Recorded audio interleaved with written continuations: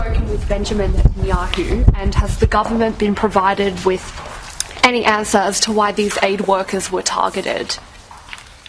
I spoke with Prime Minister Netanyahu this morning with a phone call that was organised overnight.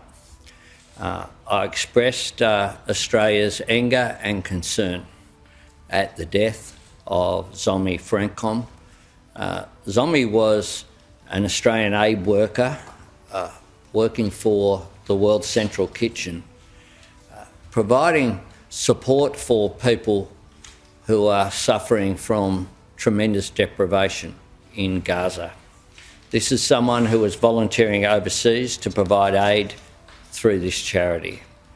This is completely unacceptable.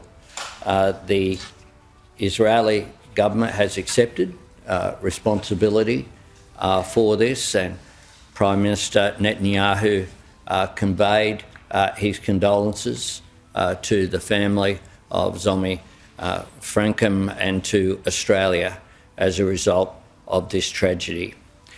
When I spoke with the Prime Minister, I emphasised the importance of full accountability and transparency, and Prime Minister Netanyahu has committed to full transparency about how this tragedy could possibly have occurred.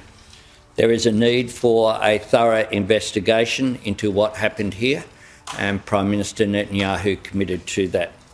I made clear again that it is Australia's view that humanitarian assistance must reach people in Gaza unimpeded and in large quantities.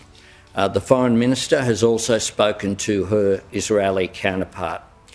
I conveyed to Prime Minister Netanyahu in very clear terms that Australians were outraged by this death, by this tragedy of this fine Australian, and I indicated to Prime Minister Netanyahu as well just some of the characteristics that I spoke with Zomi's brother about yesterday.